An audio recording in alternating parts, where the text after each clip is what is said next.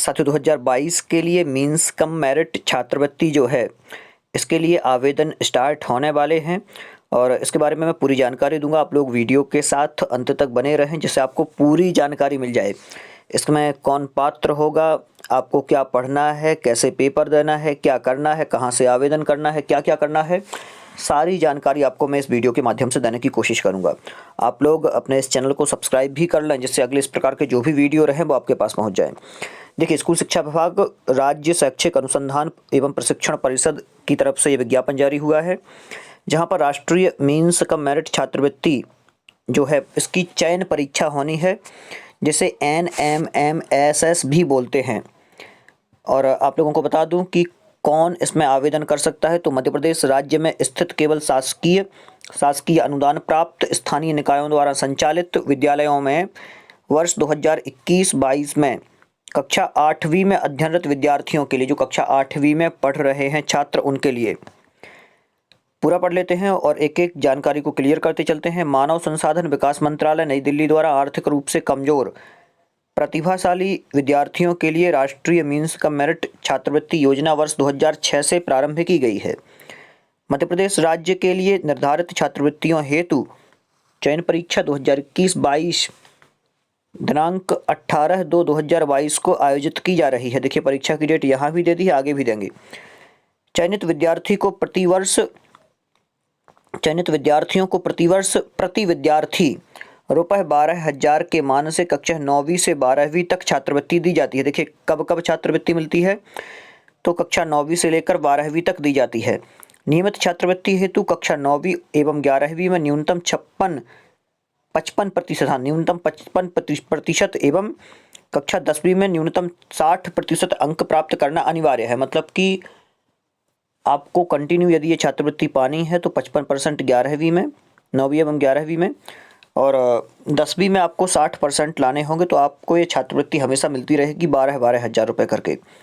यह छात्रवृत्ति केवल शासकीय अनुदान प्राप्त एवं स्थानीय निकायों के विद्यालयों में अध्ययनरत विद्यार्थियों के लिए ही है और वो भी नियमित विद्यार्थियों के लिए है। पात्रता इसमें किनकी रहेगी, तो मध्य प्रदेश राज्य में स्थित केवल शासकीय अनुदान प्राप्त या फिर स्थानीय निकायों द्वारा संचालित विद्यालयों में वर्ष 2021 एवं 22 में कक्षा 8वीं में हो, नियमित रूप से अध्ययनरत हो, वो विद्यार्थी पात्र होगा। जिसने कक्षा 7वीं में कम से कम C ग्रेड प्राप्त किया हो एवं जिनके अभिभावक की सालाना आय कितनी हो, 1.5 लाख रुपए हो, 1.5 लाख रुपए आय हो, मतलब कि इससे कम हो, इससे अधिक ना हो। तो पात्रता आप लोग ध्यान रखें, पात्रता क्या है, कक्षा 7वीं में C ग्रेड से पास हो और माता पिता का जो आय प्रमाण पत्र रहेगा वो 1.5 लाख रुपए से कम का हो। आगे क्या है, पाठ्यक्रम में क्या रहेगा, इस परीक्षा हेतु कोई निर्धारित पाठ्यक्रम नहीं है। प्रश्नों का उत्तर 7वीं एवं 8वीं की परीक्षा के समान होगा, जो स्तर 7वीं और 8वीं का है। परीक्षा शुल्क कुछ नहीं है, परीक्षा का माध्यम हिंदी और अंग्रेजी होगा। आरक्षण क्या है, तो मध्य प्रदेश राज्य द्वारा चयनित कोटा के अनुसार जो जिलेवार वो प्रावधान अलग से यहाँ पर बता दिया गया है, नीचे बताया जाएगा, वो अलग है। यहाँ पर देखिए परीक्षा का विवरण क्या दिया हुआ है। ऑनलाइन आवेदन पत्र भरने की प्रारंभ तिथि है 3 तारीख 3/1/2022 और आवेदन पत्र भरने की अंतिम तिथि है 22/1/2022। परीक्षा का दिन एवं दिनांक 18/2 रविवार जो है दिन 18 तारीख को 18 फरवरी को ये पेपर होगा और परीक्षा शुल्क निःशुल्क रखी गई है। आगे और देख लेते हैं पूरी प्रक्रिया। परीक्षा का समय क्या है, तो दोपहर के टाइम में भी होगी और सुबह के टाइम में भी होगी। 10:45 से 12:30 तक है और दोपहर में 12:30 से लेकर के 2:15 तक चलेगी परीक्षा। इस प्रकार से परीक्षा रहेगी। अब इसमें 2 प्रकार की है, एक तो मानसिक योग्यता का परीक्षण है, एक शैक्षिक योग्यता का परीक्षण है, जो कि 90-90 मिनट के दोनों पेपर होंगे और प्रश्नों की संख्या भी जिनमें 90-90 भी रहेगी, अधिकतम अंक भी 90 रहेंगे। जिसमें सामान्य वर्ग के लिए तो 40% अंक चाहिए पड़ेंगे उसमें पास होने के लिए, जिसमें 72 अंक लगभग लाने होंगे उसको, अर्थात 72, हाँ 40% चाहिए हैं। और यहाँ पर इन्हें 32% अंक चाहिए, टोटल 58 अंक चाहिए पड़ेंगे। तो इस प्रकार से जो आरक्षित वर्ग है उसके लिए अलग है और जो बिना आरक्षित वर्ग है उसके लिए अलग है। तो ये आपको याद रखना है। आगे क्या कहा, दोनों प्रश्न पत्रों के बीच विद्यार्थियों को परीक्षा कक्ष छोड़ने की अनुमति नहीं होगी। बिल्कुल ठीक है। जो ये अलग अलग परीक्षाएं हो रही हैं, अलग अलग टाइम दिया हुआ है परीक्षा का, तो इसमें एक बात आपको याद रखना है कि आपको टाइम नहीं मिलेगा, मतलब कि एक के बाद एक पेपर रहेंगे कंटिन्यू। तो 2:15 तक कंटिन्यू आपका पेपर चलेगा, ये भी आपको याद रखना है। 10:45 से मतलब 11 बजे से 2 बजे तक कंटिन्यू पेपर चलेंगे, ये भी आपको याद रखना है। आगे क्या है, मानसिक योग्यता के अंतर्गत कुल 90 प्रश्नों में से 90 प्रश्नों में क्या क्या रहेगा, तो समजातता मतलब कि समान जो है वो छांटने पड़ेंगे, वर्गीकरण करना पड़ेगा, श्रृंखला देखनी पड़ेगी, आकृतियाँ मिलानी पड़ेंगी, अवबोधन होगा, छुपी हुई आकृतियाँ देखनी पड़ेंगी, कोडन विकोडन रहेगा, खंड समुच्चय रहेंगे, समस्याओं को सुलझाने आदि पर आधारित रहेंगे। शैक्षिक योग्यता के कुल 90 प्रश्न होंगे, जिसमें 35 प्रश्न विज्ञान के रहेंगे, 35 प्रश्न सामाजिक के रहेंगे और 20 प्रश्न गणित से संबंधित होंगे।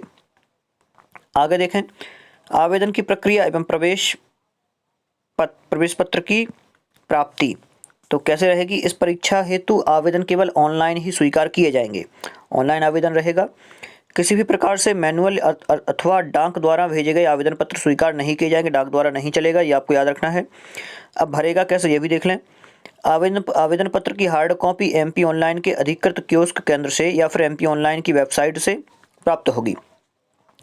तो जो ये इसका आवेदन पत्र है ये आपको एमपी ऑनलाइन की साइट पर मिलेगा। फिर आपको क्या करना है, राज्य शिक्षा केंद्र के मोनो पर जाकर के आपको राज्य शिक्षा केंद्र जो है वहाँ पर जाकर के आपको NMMS की एक लिंक मिलेगी, उस लिंक पर क्लिक करके आपको आवेदन प्राप्त हो जाएंगे, आवेदन पत्र वहाँ पर प्राप्त होगा।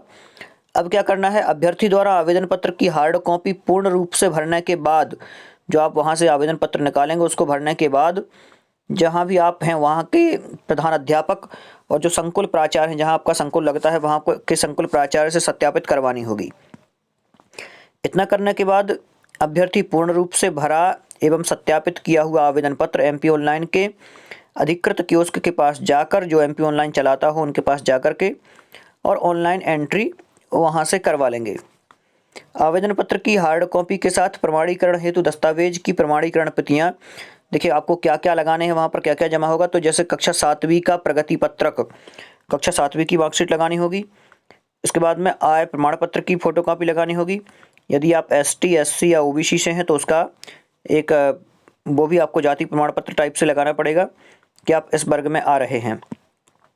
और ये सब छाया प्रति आवेदन के साथ संलग्न कर संकुल प्राचार्य को जमा करना होगा, ये आपको याद रखना है। आगे देखें, आवेदन की ऑनलाइन एंट्री के बाद 2 प्रतियों में रसीद प्राप्त होगी। आप जैसे ही आवेदन करेंगे, एंट्री करेंगे तो आपको 2 प्रतियों में रसीद प्राप्त होगी।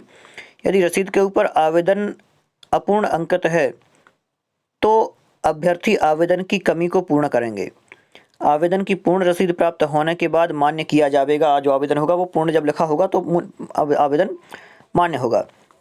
आवेदन पूर्ण अंकित रसीद की 2 प्रतियों में से एक प्रति स्वयं अपने पास रखें और दूसरी प्रति आवेदन पत्र के साथ लगाकर संकुल प्राचार्य के कार्यालय में अनिवार्यतः जमा कराएं। संकुल प्राचार्य आवेदन पत्र संबंधित जिला शिक्षा एवं जो प्रशिक्षित संस्थान में भेज दें, जो डाइट है वहाँ पर भेज दें। जिन जिलों में डाइट नहीं है वहाँ संकुल प्राचार्य जिला शिक्षा केंद्र या फिर कहीं DPC कार्यालय में आवेदन पत्र भेजेंगे, वहाँ पर भेज देंगे। और DPC कार्यालय द्वारा आवेदन पत्र अंतिम रूप से सूचीबद्ध कर राज्य शिक्षा केंद्र भोपाल को निर्धारित तिथि पर ही भेज दिए जाएंगे। मतलब कि वहाँ से आवेदन आप रसीद वहाँ कट जाएगी आपकी एमपी ऑनलाइन पर और ये आवेदन यहाँ से आपके संकुल प्राचार्य के थ्रू और आगे बढ़ जाएंगे। आगे है अंतिम पॉइंट, जाति प्रमाण पत्र एवं निःशक्तता प्रमाण पत्र की सत्यापित प्रति एमपी ऑनलाइन पर अपलोड करना अनिवार्य रहेगा, अन्यथा आवेदक को सामान्य श्रेणी का माना जाएगा। तो यहाँ पर आपके सारे प्रश्नों के उत्तर मिल चुके हैं। बहुत अच्छे से आप लोग जान चुके हैं कि कैसे आपको आवेदन करना है और आप इस बहुत बड़ी छात्रवृत्ति के हकदार बन सकते हैं। 12 हज़ार करके मिलना है, 48,000 रुपये लगभग आपको छात्रवृत्ति के रूप में मिल सकते हैं। आप लोग अपने इस चैनल से इसी प्रकार से जुड़े रहें, चैनल को सब्सक्राइब कर लें जिससे अगले जो भी वीडियो रहें वो आपके पास पहुँच जाए। बहुत बहुत धन्यवाद।